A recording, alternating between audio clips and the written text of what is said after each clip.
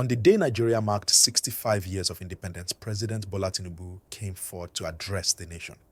His message was simple and very bold. He told Nigerians that the worst days are over, that the economy is recovering, and that his government is steering the country towards growth and progress. He backed up his claims with numbers, with figures, and with promises. But immediately after, Peter Obi, the Labour Party presidential candidate in the last election, released his own remarks. And that reply quickly overshadowed Tinubu's speech. Many Nigerians online said Obi's words destroyed Tinubu's Independence Day address because they hit directly at the gap between what government says and what the people are experiencing. Now let's go carefully through what happened. And please, before we continue, remember to like this video and subscribe to the channel. That way, you will always get this kind of deep gist and analysis whenever big news breaks. President Tinubu said Nigeria's GDP grew over 4% in the last quarter, the fastest growth in 4 years. He told us that inflation, which had been very high, is now down to about 20%, the lowest it has been in 3 years.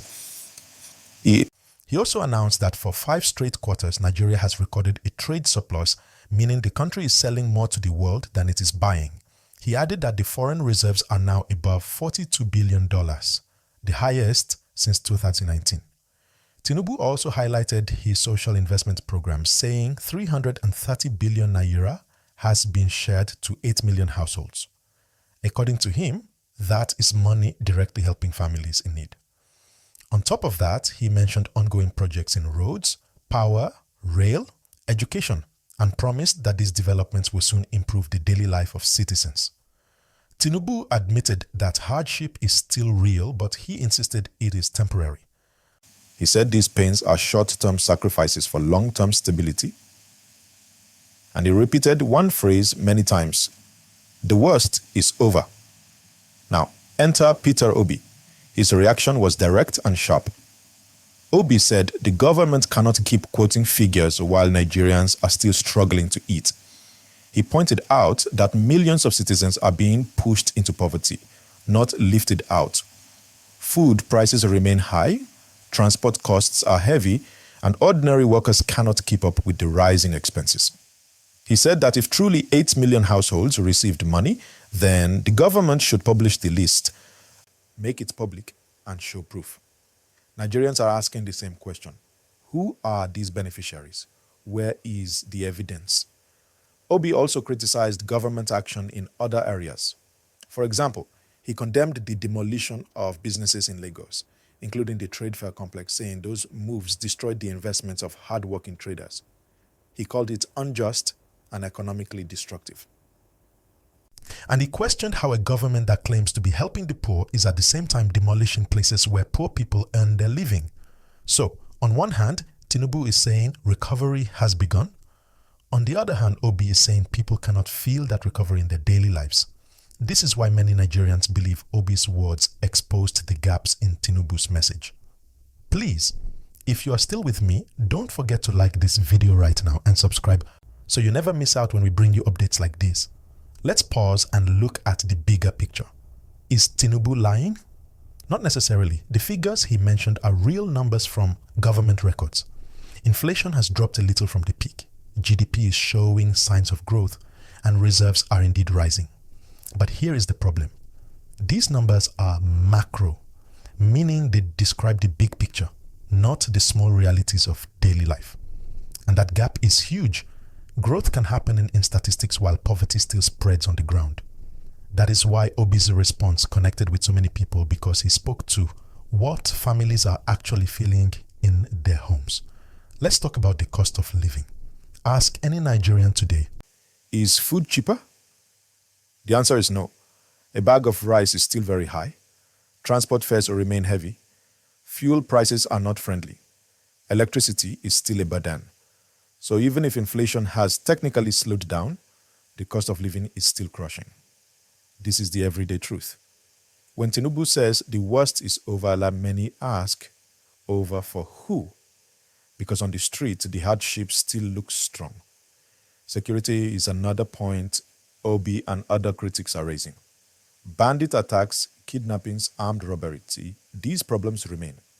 In many rural areas, farmers cannot even go to their farms safely. Without security, food production drops, and that drives prices even higher. Opposition leaders like Atiku Abubakar also joined in the criticism, saying Tinubu's Independence Day speech showed little empathy for these struggles. Let us also remember the wider context.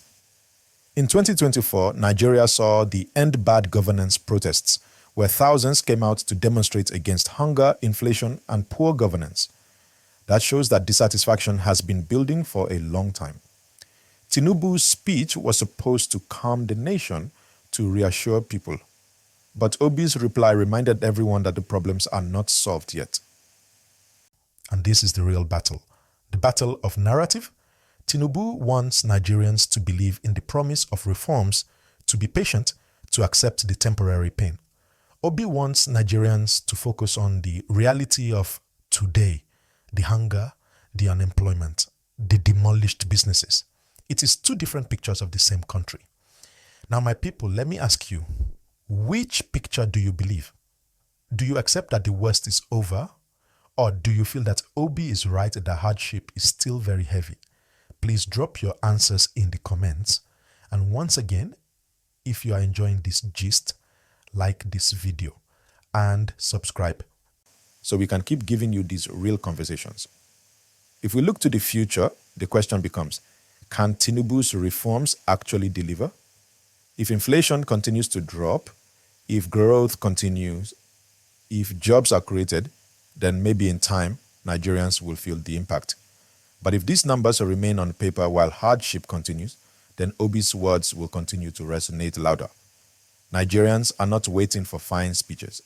They are waiting for real change in their kitchens, in their transport, in their schools, and in their wallets.